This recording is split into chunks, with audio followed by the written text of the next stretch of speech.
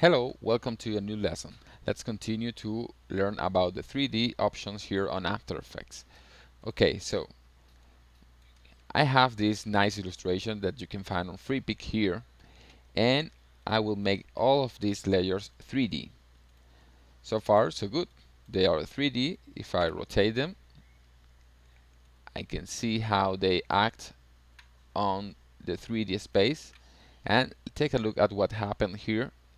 He's blending with the background because the background is in the same position on the same three-dimensional space as her. So if I want to avoid this to happen, I will have to move this background further into the Z axis. Okay, now I have the two kids and the background on 3D, and they can move in the 3D space. But what if I want an animation where I zoom in and take a look at them in a 3D way, maybe take a look at the top of the school, maybe go to a side or something? How do I do that? I would have to go and animate all of them together, and for example I would rotate her like this. Let me get this position, this background over there. I would have to animate her here and animate the boy to also rotate on the same space, and I would have to do tons of things that are going to be a hell to accomplish. So to make things so much easier, After Effects has some cameras. So the camera will let us enjoy the benefits of the camera options. For example, the depth of field, the points of interest, the zoom, and all the benefits as if we were actually filming something with a camera. So to create a camera, we would go to Layer, New, and you can see the camera option here. So let me select this camera option, and here you can see the camera settings window where we can find a ton of settings. We have the type of camera. We can choose into 1-node and 2-node camera. I'm going to tell you about this later. We can change the name of the camera. We have the preset if we want, what lens do we want, the 50 millimeters, the 20 millimeters. We can change the zoom options here, the angle of view. We can change the focal length and many other options. We can enable the depth of field, and we have several options. We'll get to this later. Click OK, and now you can see that we have a new layer with the camera icon. We can see anything here because we are actually looking through the camera lens. Right now we are looking through the camera lens, and if you open these camera settings, you will find that we have the transform settings, and you will find something different here, which is the point of interest. Right now the point of interest is set to 540. So if we change this point of interest, what we're changing is the point where the camera is aiming at. The camera also has the rotation, and if we rotate, you can see how everything rotates as well.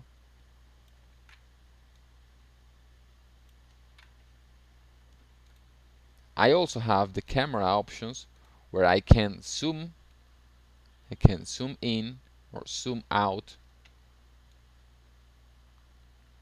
I have the depth of field. I will teach you about the depth of field later. And I have all the other depth of field options. So what we need to do is, because right now these layers are 3D, but they are in the same space. You can see at the position. Let's open the position for all of them. You can see that they are all in the same space in the Z axis. So we need to change this. They are all in the Z axis in the same section. So we need to change this. So for example, the background, should be farther. So I'm going to take the Z-axis, which is this one, the third option here on the position setting, and I'm going to increase this so that this background goes deep into the space. Now I'm going to take the boy and I'm going to change this position on the Z-axis also. You can see that he's getting far because he's traveling across the Z-axis. And I'm going to leave the girl where she is right now. Now I want to move across the composition with my camera. I want to be able to rotate, to zoom in, and etc. So to do that, we have this unified camera tool. You can see that if we open this, we have the orbit camera tool, track XY camera tool, and track Z camera tool. And this is what they do. The orbit camera tool is just like the rotation tool, but for the camera. If we do this, you can see that we are looking through the space with the camera. We are not moving the layers itself, but we are moving the camera. So you can see the difference between a 3D layer and working with the actual camera. You can see that they are all in different spaces and we are orbiting with our camera.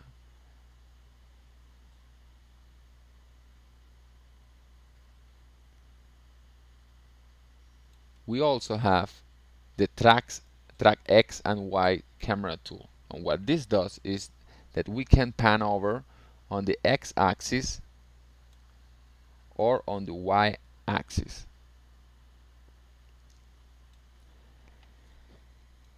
And also we have the track Z camera tool that is practically a zoom. You can see that if we scroll, we change the zoom of the camera. And finally we have the unified camera tool, which is really the one thing that we should be using, because this unified camera tool has all the three options. For example, if I take this camera tool and I left click with it, it changes to orbit camera tool. If I right click, it changes to the track Z camera tool.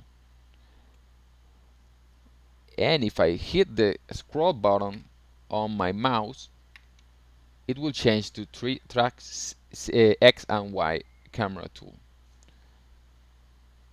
So there's really no point on using each one of them independently, but unified camera tool has them all.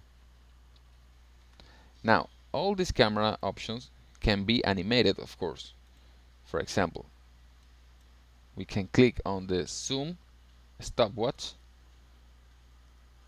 and go further into the animation and change this zoom, and this will create this little animation like this. So you can see how much easier it is to work with camera. If we don't work with camera, it would be a complete nightmare to animate 3D layers, because we would have to do this simple animation, this zoom in animation, we would have to go to each of these layers and scale them down proportionally. So that would be an insane thing to do, because with the camera we are using all the benefits that a normal camera has. So let's open here the layer new camera again, and let's take a look at the types of camera. We have the one node camera and the two node camera. Let's create a one node camera so that we can see the difference. Let's call this one node, and this is two node. Alright, you can see that the two node camera is rotating oriented to a point of interest. In this case, the point of interest is this one.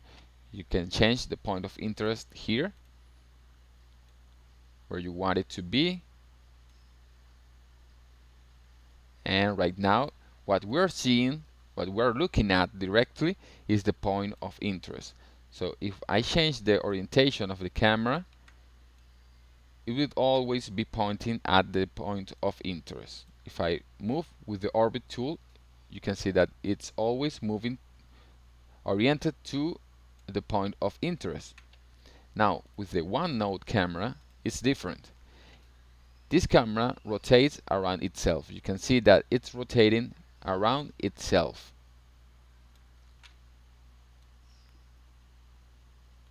Instead of rotating according to oriented to this point of interest, which would be the school, it is rotating on itself.